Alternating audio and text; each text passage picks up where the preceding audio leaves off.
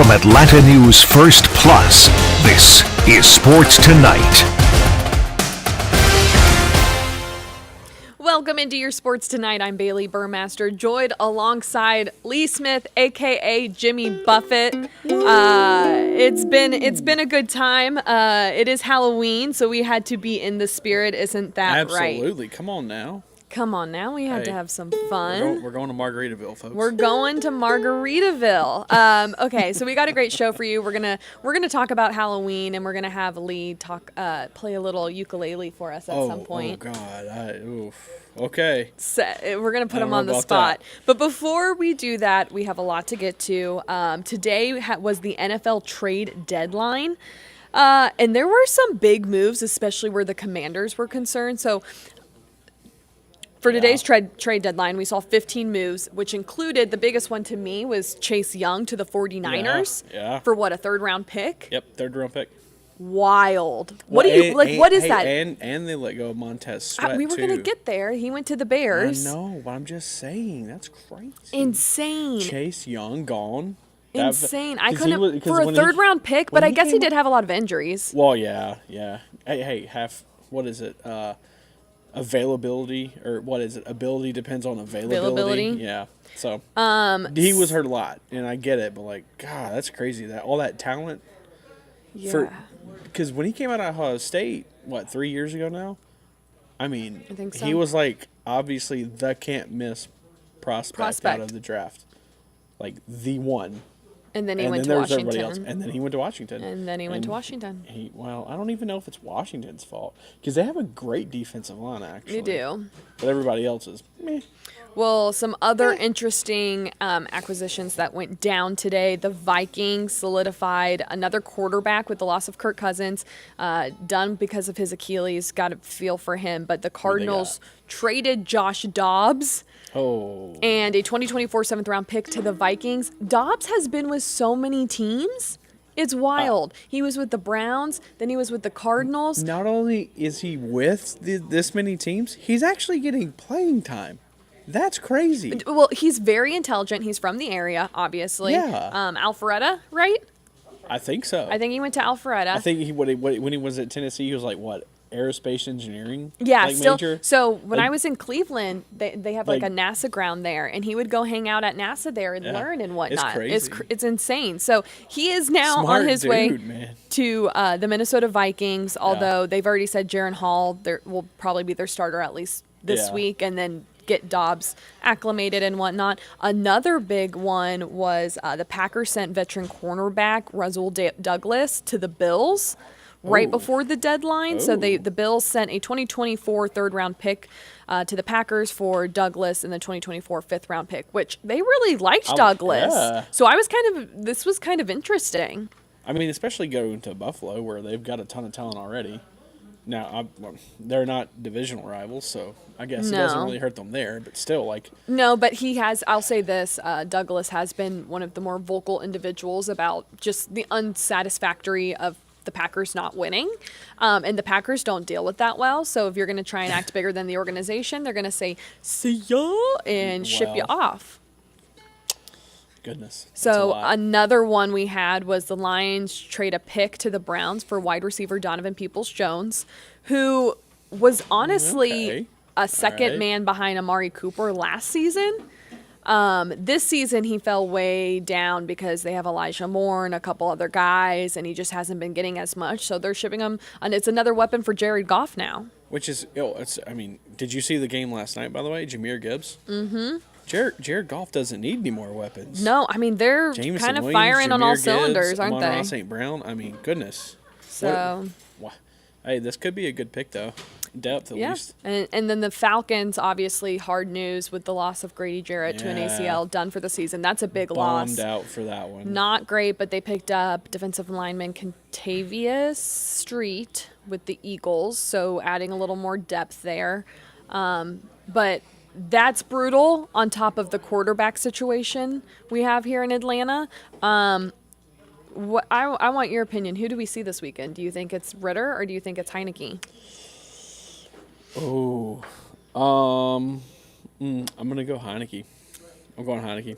Do you believe it wasn't a performance-based decision.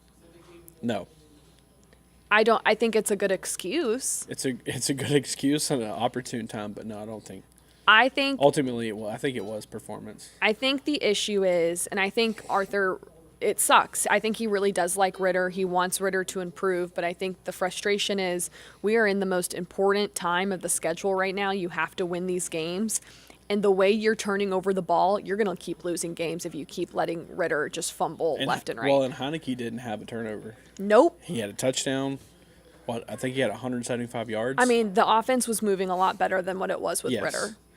And you don't want to be handcuffing your team when you know there's a better option. Correct. I mean, he's had more starts. He's got a lot more experience. I mean, he's been there for more than one season as a starter. So, I don't know. I mean, it's hard for this to like be a reality for them after all the eggs they put in that one basket. Right. And I will say this, there is the good news is they have the Vikings at home. Yep. The Vikings don't have Kirk Cousins. Yep. They don't even really have a quarterback currently. Nope. On top of that, they don't have Justin Jefferson. Nope. No, they don't. No quarterback. No. Hey, let's play a sad tune for them.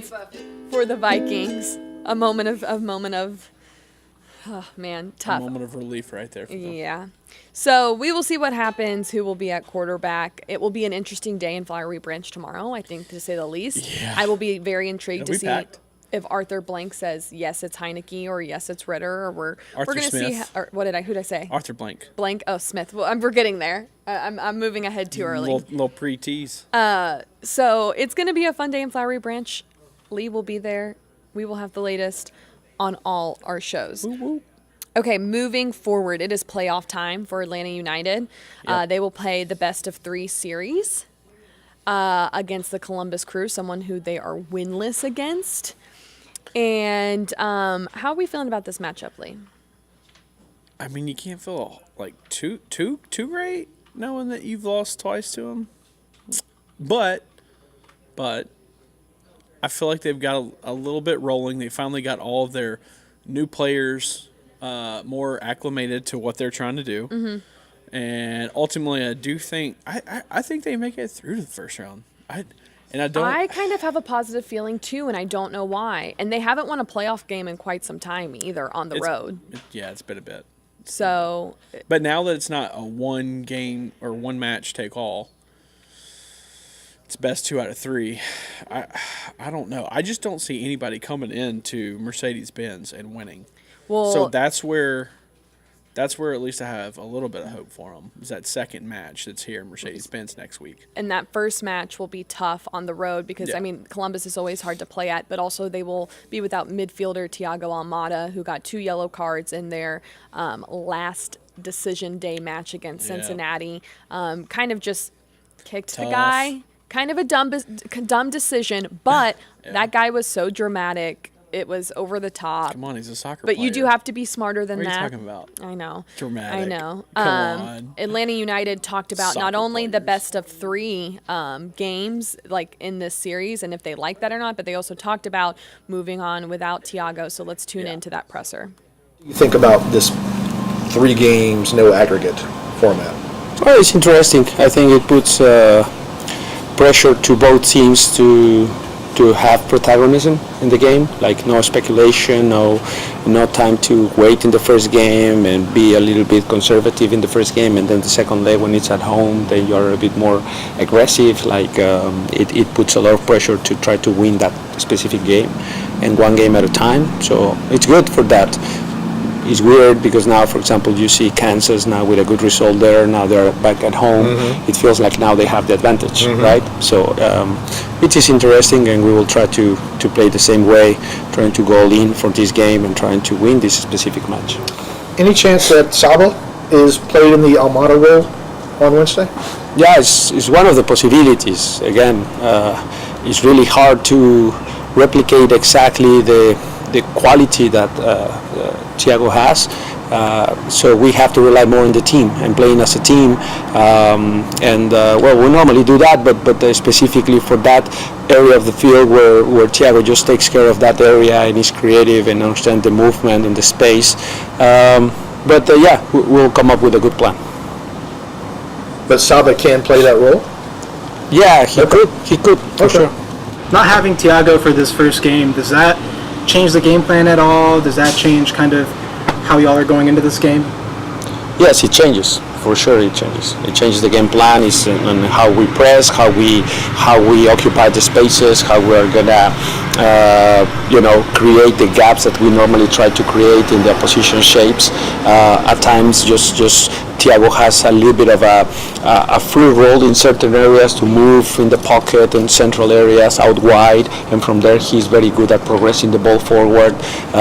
So whoever is going to replace him or playing that certain role, we have to be more specific in the ways and the patterns we have to create. So the style won't change, I always say this, but I would say that yes, the structures or the way we are getting the patterns is going to change slightly for sure. Now that there's been some games played in this format for the playoffs, what do you think about it? Yeah, I think it's an interesting format. It's new. Obviously, you have to take care of your road results. You saw last night, Kansas City did very well in St. Louis against the 1 seed. So anything can happen, and obviously we're going to Columbus to pick up 3 points and come back to Atlanta and hopefully close them out. So it's an interesting format, and I think it's good for the league. Does not having an aggregate affect a player's approach to the game or mentality? No, I think everyone here in this building is going to Columbus with the mindset to win. Obviously, aggregate is a little bit different of a format, but if we play 2 games, if we play 3 games, it doesn't matter. We just have to make sure that we come out on top. And scoring so far in the playoffs is much higher than in the regular season. Why do you think that is? I'm not sure. I think the games have been very high scoring, like you said, but I think all the teams in the playoffs are quality teams, and maybe that's why I think every team that's made it this far is going to be good. So that's probably why the scoring is so high. The last couple of games of the regular season, y'all had a chance to clinch a 4 seed, weren't able to win those games. How do you fix that? How can y'all change that in the playoffs where you have to win? Yeah, I think the main thing for us is just winning on the road. Obviously, if you want to go to the next round, you're going to have to pick up points on the road. And I think that's what we've struggled with this year. We've been outstanding at Mercedes-Benz in front of our home crowd, and they definitely give us extra motivation and push us to get 3 points every week. But if you want to win the MLS Cup, you're going to have to win on the road. Atlanta United has only won 1 playoff game on the road in its history. How are you guys going to change that on Wednesday potentially? Just following the game plan that Gonzalo set out for us. Making sure that every man that puts on the jersey Wednesday night is ready to give everything. And we're going into battle to get 3 points and come back to Mercedes-Benz, to hopefully close out the series and go on to the next round. So it's just vital for us to go there with the right mentality, give everything we have for the club and for the badge, and come out on top. Okay, so I want to ask you about this because for people who don't know the format for MLS, the first round is the best of 3. Yep. And then it goes to single elimination. And everything is very spread out. How do you feel about the best of 3 and then the move to elimination when there's that little bit of a gap? It's a little strange. For the first round, I feel like it should be swapped. Mm-hmm. One game take all. Winner take all, 1 game. And then because it's awkward too because you got the best 2 out of 3 and there's a giant break in between. There's a whole week in between the first and second match. I don't really know why you have to do that, but I feel like it could be the first round at least could. But they've tried so many different formats. They have tried so a lot. This isn't like it's anything completely new. I mean, like they've had a combination of this pretty much like every reiteration of like the playoff format. Yeah. But yeah, no. Personally, I would like to see one game, winner take all for the first round, and then maybe the second round's best 2 out of 3. But I still don't want a whole week in between matches. I also think too that, I mean, a lot of the coaches and players feel the same of like, it is what it is. Yeah. So we have to roll with that, and let's not get caught up in logistics.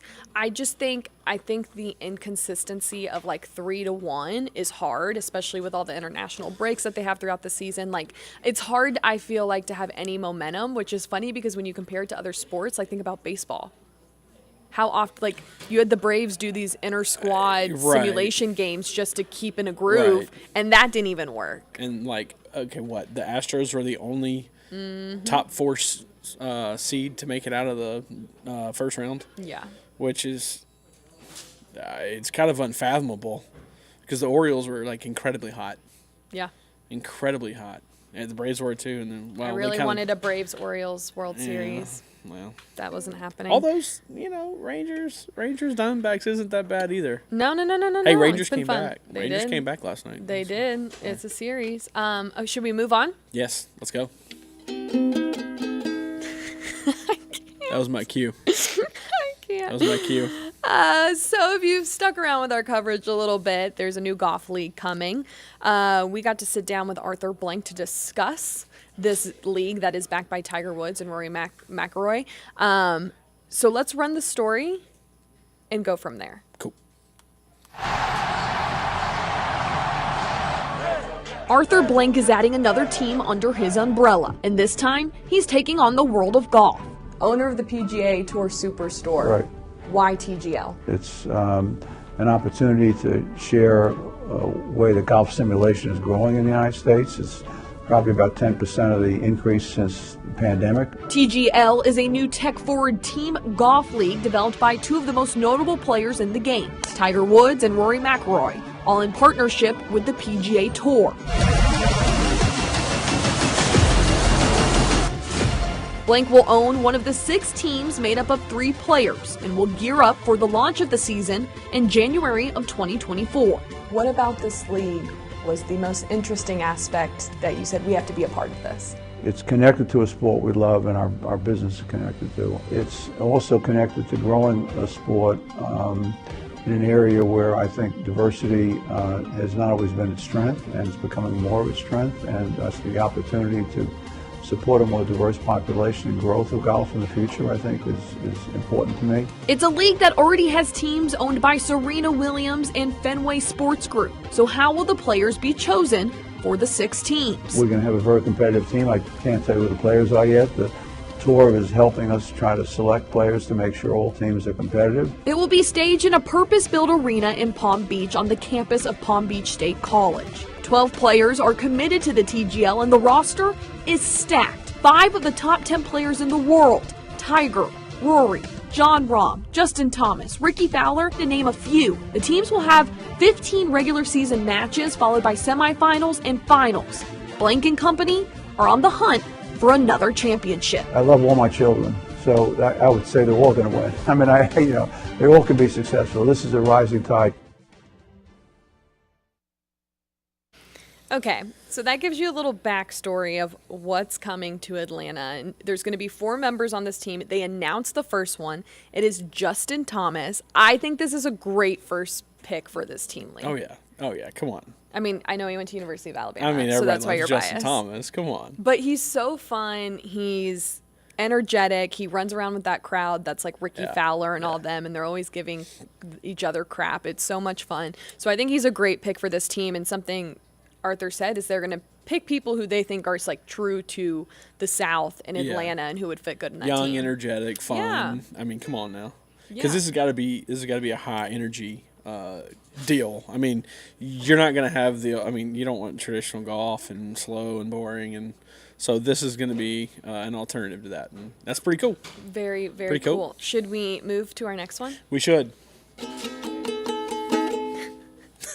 can't. We have to bring the ukulele every single time. Of course. Come on. So it is Halloween. To get in the spirit, I figured we would talk about some of the best sports figures we've seen dress up over the years for Halloween. Okay. I have two. One is recent and one's the last couple years, but still very good. So the first one I thought of was Miles Garrett a year or two ago, dressed up as Vecna. I think it was Monday Night Football. Oh, okay. And he showed up fully dressed, like walking in. It was amazing. He loves Halloween. He dresses up every year. I don't know if you know this, but what he does is he decorates his house, and he puts quarterbacks he sacked in his front yard with tombstones. Oh, that's awesome. With their name on That's it. That's awesome. And then 100% for that. Right? It's that's great. Awesome. That's better than any costume that you could have. Correct. So I love that he's energetic about Halloween and always dresses up. I always love to see the players dress up on games and see, I think it was Joe Burrow this weekend that was in an alien suit, like a big alien head getting off the bus. The other one I thought about recently that I thought was really funny in the NBA, and I just think it's because Jimmy Butler's a ham, was the fact he dressed up emo. People are spectating our Jimmy Buffett over here. So I loved Jimmy Butler being emo during media day. That was a lot of fun. What other ones can you think of? I don't even know if that was. I think it was just like that for was just, fun, but it was recent. Yeah. Let's see. Okay, so I don't remember the name, but it was very recent. I think it was a Browns player that got injured. He got burned. David Njoku. He showed up in a mask. Yeah, that wasn't for Halloween, though. I know it wasn't for Halloween, but it wasn't like a normal everyday thing either. He looked awesome. Because obviously he's in the NFL, but he's a big dude. But like he's big. Oh, it was awesome. He looked scary. Well, on top of that too, to play through the injury he was dealing with, his face was pretty badly burnt. Is phenomenal. Like phenomenal. It was insane. Because like a couple of weeks after he walked in with the mask, he took the mask off and he showed everybody like the extent of his injuries. And that's a lot to go through. No, I mean, it was a lot. He said he had a lot of burn victims reach out to him and say, because you had the courage to take off the mask, I feel like I can do that as well. So it's really cool to have that representation. That is cool. And be able to and now he talks about it more, especially in interviews, because if he can help even one person, it wasn't for nothing. Right. Well, and that's when you have, the best case scenario of using your platform for an advantage. Okay, Lee, so we've talked about the players who have dressed up for Halloween. Yep. I want to hear your favorite Halloween memory, your favorite candy, and then your favorite costume you wore. Favorite memory is just hanging out with all my friends, running around, no parents, and we were just because everything, there was no cars in the neighborhood, everybody was walking to every house. We always got more candy than we should have, and it was awesome. Spending time with friends. Love that. So fun. Favorite Halloween candy? Ooh, I like a good. I like Reese's. I like Reese's Cups. Are good. Reese's Cups are good. Reese's Cups, and what was the last one? Favorite costume. Favorite costume? That I've worn ever, just in general. You give me both. Okay. We got time for both. Last year, and I don't have pictures right now, but last year was pretty fun. So I went as the Brawny Man. Okay. And I had obviously the red flannel, the checkerboard flannel, and I had some skinny jeans that I rolled all the way up, and I had flannel socks, amazing, and some boots, and I looked pretty close to the Brawny Man. I love had my that. little paper towel roll here, high and tight, because you can't hold it down and loose. That's good. That's good. Come on, Desmond Ritter. Stop.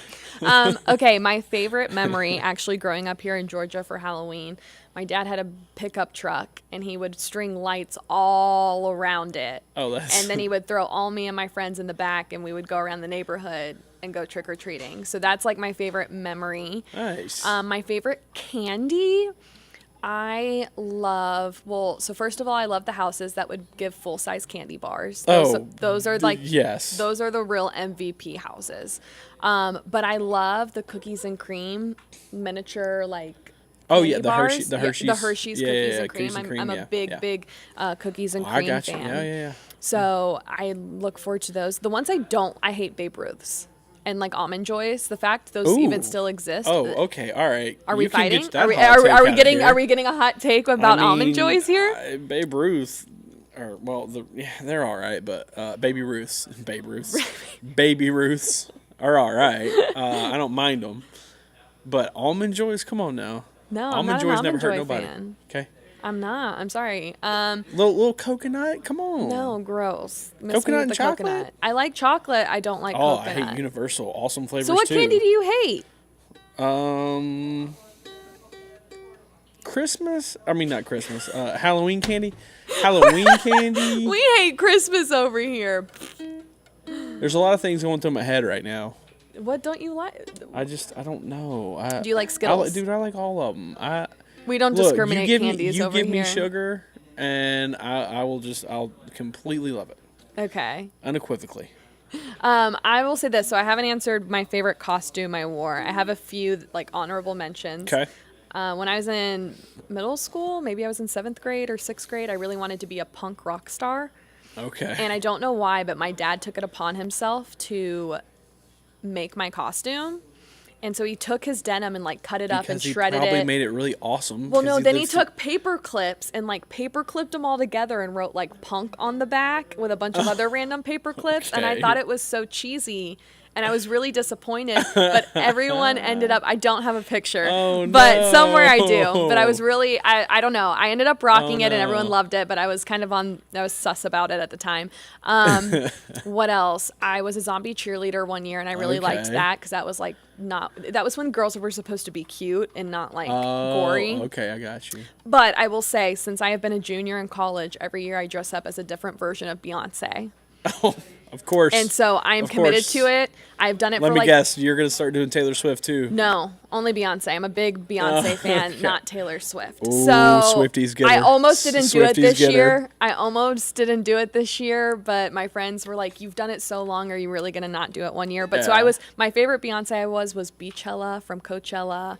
I did the whole hoodie. I bedazzled it myself. I don't know what any of that means. It's okay. Great. Oh, okay, one last one. One year... my wife and I went as Mermaid Man and Barnacle Boy from SpongeBob. Amazing. I need a picture of that. That's amazing. It was pretty good. That's it was pretty good. Amazing. I need to see that as soon as possible. So we have under a minute. Lee, quickly, what's on your mind? I'm going to say Georgia State. I hope they get back to their winning ways. They took a hard loss against Georgia Southern this past weekend. But maybe they come out. They got James Madison, which is... I'm pretty sure they're nationally ranked, so it's going to be a tough matchup, but hopefully they can pull it up. Georgia Tech had a big win over the weekend, Yep. absolutely massive, 46-42, so really happy for them. Other than that, my other final thoughts for what is on your mind is have a great Halloween, be safe, eat safe candy, and I hope all the kids have fun. So that will do it for your sports in Margaritaville. Yes, get us out of here, Lee. Keep going. Searching for my shaker of salt. Okay, thanks for tuning in. I'll end it now.